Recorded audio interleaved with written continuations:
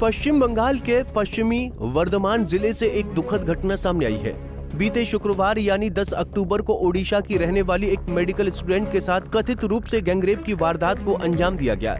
इस घटना के बाद पीड़िता और उसके परिवार ने स्थानीय थाने में केस दर्ज कराया।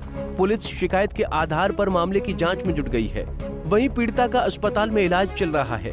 एक तरफ इस गैंगरेप में शामिल अपराधियों के बारे में जांच जारी है, तो वहीं दूसरी तरफ इस मामले ने राजनीतिक तूल पकड़ लिया है। पश्चिम बंगाल की सीएम ममता बनर्जी एक बार फिर सुर्खियों में आ गई हैं। सवाल उठ रहे हैं कि महिला सीएम होने के बावजूद गैंगरेप जैसी वारदात क्यों हो रही हैं? ऐसे में पूरा मामला क्या है? चलिए इस वीडियो के जरिए विस्तार से जानने की कोशिश करते हैं। दरअसल पीड़िता ओडिशा के जलेश्वर की रहने वाली है। वो पश्चिम बंगाल के वर्धमान जिले के दुर्गापुर में एक प्राइवेट मेडिकल कॉलेज में द्वितीय वर्ष की पढ़ाई कर रही है। पीड़िता शुक्रवार की रात को अपने दोस्तों के साथ डिनर करने के लिए कॉलेज से निकली थी। तभी कुछ बदमाशों ने उसे अगवा कर लिया और जंगल में ले जाकर अपनी हवस का शिकार बना लिया। पुलिस ने आरोपियों के खिलाफ केस दर्ज कर इस मामले की जांच की, जिसके फलस्वरूप अब तक 3 आरोपियों को गिरफ्तार किया जा चुका है। इस मामले पर पीड़िता के पिता ने अपना दुख व्यक्त करते हुए क्या कहा, चलिए उसे भी सुनते हैं। बेटी थोड़ा डेवलप है और पीछे में पेन भी हो रहा है, देख के आया। अभी चल तो नहीं पा रहा है, बेड में है। सरकार का प्रशासन आज सुबह आया, वो तो बहुत हेल्प कर रहा है। चीफ मिनिस्टर भी हमको फोन किया, डीजी, एसपी, कलेक्टर सारी हमको हेल्प कर रहे हैं। वो कैसे है सब, every moment he has taken my opinion. और क्या बात हुआ, उन्होंने कुछ आश्वासन दिया। हम उसको चीफ मिनिस्टर साहब को भी मैं रिक्वेस्ट किया, क्योंकि हम देख रहे जहाँ यहाँ लड़की सिक्योरिटी नहीं है, इसलिए हम उसको रिक्वेस्ट किया जहाँ हम हमारा भुवनेश्वर में हमारा लड़की को ले जाओ, नहीं तो यहाँ से कभी भी मार भी देंगे। वो हमारा अभी विश्वास टूट गया। पश्चिम बंगाल में महिलाओं के साथ दरिंदगी की खबर ये पहली बार नहीं है। 9 अगस्त 2024 को आरजी कर मेडिकल कॉलेज और हॉस्टल में एक ट्रेनिंग डॉक्टर के साथ दुष्कर्म किया गया और उसकी हत्या कर दी गई थी। इसके खिलाफ काफी विरोध प्रदर्शन हुआ था। तभी सीएम ममता बनर्जी पर कई सवाल उठाए गए थे। वहीं बीते दिनों यानी 30 सितंबर 2025 को 2023 के दौरान हुई आपराधिक घटनाओं की रिपोर्ट सार्वजनिक की गई।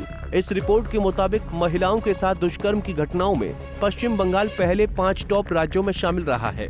और अब दुर्गापुर में गैंगरेप की घटना ने एक बार फिर पश्चिम बंगाल की सरकार को सवालों के घेरे में खड़ा कर दिया है। विपक्ष यानी बीजेपी के शुवेंदु अधिकारी ने सीएम ममता को घेरते हुए आरोप लगाए हैं कि उनकी सत्ता में देश की बेटियां सुरक्षित नहीं हैं। इसके अलावा उन्होंने क्या क्या कहा, उसे भी सुनते हैं। का बात नहीं है, नहीं कौसबा लॉ कॉलेज का बात बोलिए ना। ममता बनर्जी का चीफ मिनिस्टरशिप में कोई बेटी कोई बहन सुरक्षित नहीं है, सुरक्षित नहीं है। 2 इंसिडेंट हुआ है। क्लास 7 का एक विद्यार्थी राजगंज जलपाईगुड़ी, उनको डालिम मोहम्मद बोल के एक आदमी रेप कर दिया। बूढ़ा आदमी है, 61 ईयर्स ओल्ड, 13 साल का बच्चा। यहाँ भी ये लोग क्या। विपक्ष की तरफ से सवाल उठाए जाने के बाद ममता बनर्जी ने भी अपना पक्ष रखते हुए कहा कि इस मामले में लड़की एक निजी मेडिकल कॉलेज में पढ़ रही थी, तो इसकी जिम्मेदारी किसकी है? There is a private college. The matter nobody is supporting. You tell me, when Odisha, before 3 weeks ago, 3 girls are raped in the sea beach, what action is being taken by the Odisha government? And Bengal, if anything happens on women, we don't allow anything to be considered as a casual case. It's a serious case we consider. And that girl, it is shocking. She was studying in a private medical college. So all the private medical college, whose responsibility? How they came out in the night at 12:30? And it happens in the, so far I know, forest area. And 12:30, I do not know what happened. Investigation is on. I'm shocked to see the incident. But private medical colleges also is to take care for their students, and especially the girl child at night time. they should not be allowed to come out in the outside.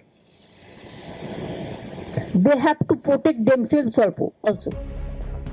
बहरहाल देश में हो रही यौन उत्पीड़न की घटनाओं ने ये तो स्पष्ट कर दिया है कि देश की बहु बेटियां सुरक्षित नहीं हैं। ऐसे में पक्ष और विपक्ष की पार्टियां एक दूसरे पर सवाल खड़े करने के बजाय यदि अपराध को खत्म करने के लिए ठोस कदम उठाएं, तो इन अपराधों पर रोक लगाई जा सकती है। खैर, इस मामले में बाकी आरोपियों की जांच जारी है। फिलहाल के लिए इतना ही। देश दुनिया की बड़ी खबरों के लिए देखते रहिए पंजाब केसरी टीवी। हमसे जुड़े रहने के लिए हमारे YouTube चैनल को सब्सक्राइब करें और नई वीडियो की नोटिफिकेशन के लिए बेल आइकॉन को दबाएं।